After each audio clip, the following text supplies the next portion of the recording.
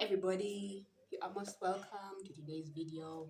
My name is Claire, and just like you read in the title, I'm going to share with you the topic that's known as freelancing. Yes, it's the 21st century way of making money by most people. Yes, so I've already introduced myself. My name is Claire. If you're new to this channel, please subscribe. And if you've not yet subscribed, if you want to hit the notification button, that's the bell icon on YouTube, please do so so that you get notified whenever I upload a new video for you. Okay, so when you think of freelancing, what's the first thing that comes to your mind? Of course, it's usually an online source of income. It can even be land-based, but in most cases it's truly online. Yes, so the professions we usually think of are a writer, a novelist, journalists, website designers, transcribers.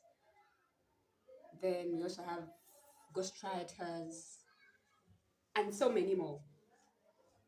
That's primarily because for centuries, the only real job we could have as a freelancer had to do with your mastery of the written word. Yes. So before it was mainly the authors, the content writers who had more work to do in the freelancing space. But we are not still stuck back in the early 1990s. Yes, so you may have even met one or two in your life, but what about freelance software designers, freelance medical billing specialists, or even freelance scientific researchers? So the list is so wide. People are venturing into freelancing. It's the new way of working. It helps supplement your sources of income, especially if you have enough time after that, your 9 to 5, or if you feel like you already have a source of income, a passive source of income, and you have so much free time.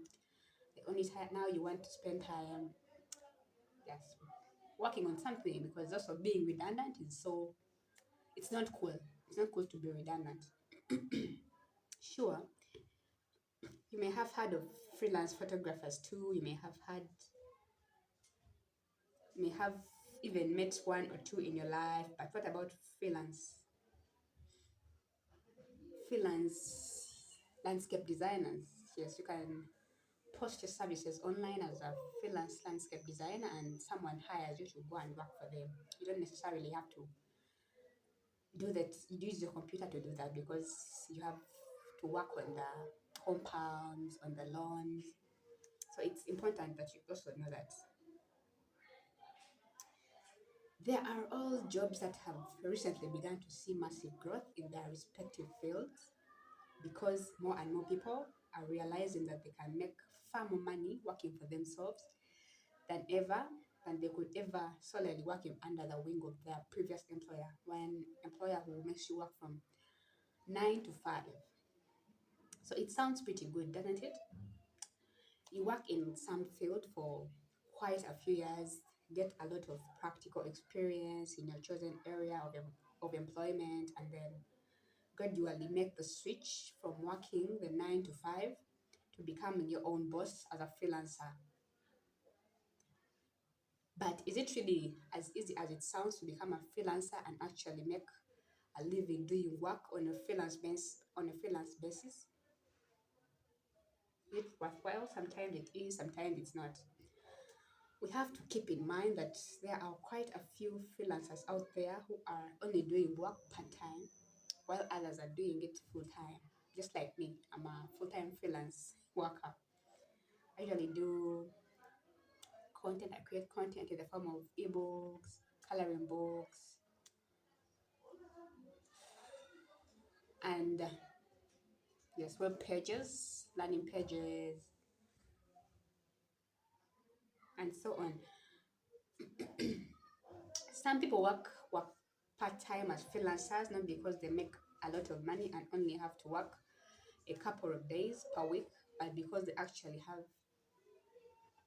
some trouble finding work in the past, they have had some trouble finding work in the past and need a much more solid career option in order to make sure that they do not find themselves facing bankruptcy. So they end up supplementing their 9 to 5 jobs to their part-time freelancing work. Yes. However, such a scenario doesn't happen to you if you're willing to do whatever it takes to become a freelancer. Yes. Your career switch may not happen overnight. Understand that. But eventually you'll become highly successful at what you do. So hang in there, develop your skills, think positively, see yourself as a winner, and you surely become the successful freelancer that you've dreamt of and maybe create it as a passive source of income. Yes. The first step in making that jump from office work to freelance work is to decide whether or not you have what it takes to become a freelancer. Yes, you have to gauge the field you're going to work in, and then, yes, see if you have the skills. If you've not yet developed the skills, you should develop them, because who will want someone who doesn't know how to work in a certain area? If you want to be a website designer, please go and learn everything about website designing, create some free work for your clients so that you're able to show these pieces of work as samples to your respective employers. That's it. So most people want to be their own bosses, but do they really have the drive and dedication that it takes to be successful without the watchful eye of your supervisor? In most cases, that's not the case, because you really need training from someone, and it's usually these people in 9 to 5 jobs, those bosses that we usually not don't want to be with. They have the skills, so it doesn't hurt if you first work in a 9 to 5 job. You get the skills of a certain, maybe certain freelance profession that you want to join, and then you can decide to work part-time. Then if you feel like this source of income is really enough for you, you can quit the 9 to 5. Then you continue with your freelance work and work whenever you want. So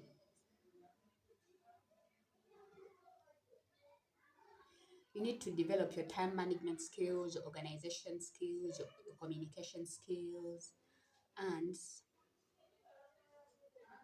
always ensure that you provide quality work and that you can work with minimum supervision. Yes, most employers don't want to waste so much time supervising their workers. Most of freelancers, why would an employer spend so much time on you, yet you claim you know your work? And okay, there are some others who can really give you their time. They sacrifice enough time for you. They train you. They hold you by the hand, and they walk you through the working process. But some others do not. Okay, so it's best that you do your work well, equip yourself with all the necessary skills. Yes, do your work, do your work, do your work. Develop. You can also get trainers, just to train you in the business etiquette that you want to join. Then go for it.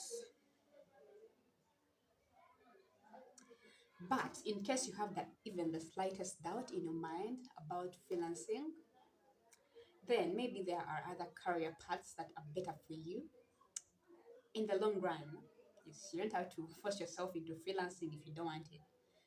Only settle for something that you want. If you want the 9 to 5, it's okay, you can go for the 9 to 5. If you want to create a passive source of income, you can also venture into that. Yes. But if you've decided that you want freelancing, yes, and you're willing to do the work, go for it. There is money there, so long as you know how to price your work. Yes, pricing is also important. first research about the salary of the people who do the work like yours online, and then just get from there to know what you the bracket that is average.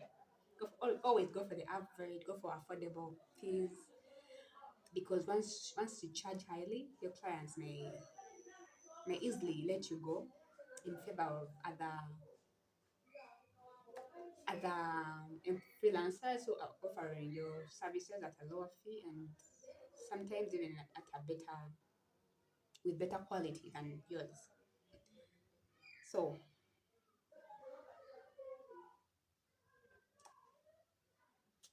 choose your choose your price as well. Anyone can do freelancing work, so long as you feel like you can set your own hours, you have the skills, yes, you're willing to provide quality service to your clients, you can join the freelancing business. So there are all kinds of those against. Now, once you've settled on a field that you want to freelancing, you will know to first find clients. Whatever you do, do not start your hunt without any of the clients that you may have dealt with in your current job. Yes, so you may also bring some of the contact your clients that you've been with in the 9 to 5, and then ask them to give you business, ask them to entrust you with their projects. You if you do a good job, they'll stay. If you mess things up, they will leave. So you do the needful. So, and if you're doing freelancing, first also study the laws in your country, whether it's favorable to do freelancing, study any regulation that's surrounding your field of work to avoid being thrown into jail or being caught off guard. Yes. You can find freelance work online, land based, through referrals, through boards, signposts. You can find freelance work like anywhere. You can also advertise online and find your freelance clients from there. Your clients, your first clients online through. You can also, yes, through the Google Ads. You can also advertise your services using your social media accounts. Yes,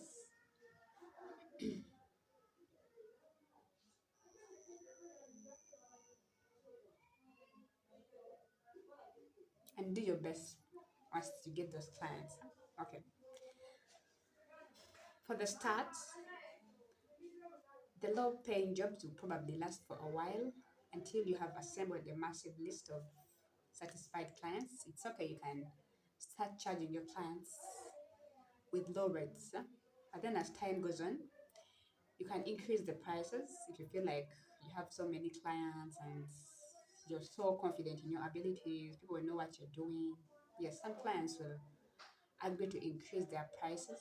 So you can go for what you go for prices that you want, but only if you set higher prices if you have a huge funnel. Yes. Don't set higher prices if you're starting. Unless you know your clients very well, you know this you've contacted these very big clients and you are confident that they will give you money. Yes, they have the money. Yes, they've been in business for a long time and they're successful. You can ask for the price that you want. Though in most cases, it's best to start with the low price jobs so that you get the experience, you get reviews, and then over time you can increase. Okay.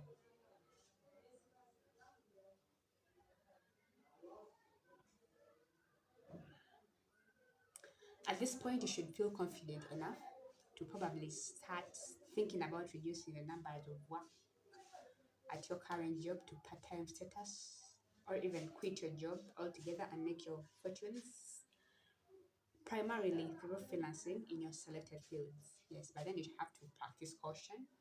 Don't just leave your job just like that. Only leave your job entirely if you're confident that this source of income will provide for you. Yes. And for my case, I just left my job, my full-time job. It wasn't really paying me very well. The environment was not really fulfilling. So I decided to venture out into freelancing. And then, yes, I was still with my parents, so they would cater for my bills, they would cater for all my expenses while I was finding clients for in this new freelancing business. And good enough, I've gained the traction. I have more clients now. They are happy. I provide them with high quality services, but it takes time. You have to master your skill. You have to learn from the experts in the industry. I used to watch YouTube videos for successful writers. Yes, it takes a lot, but it's really worth it. I'm enjoying the fruits of my labor. I'm also creating some passive income streams out of this gig, freelancing venture that I'm in. Okay, so it's possible you can join freelancing, although it's practice, it's thinking, you have to think right. If you want more strength, because for me, I was scared.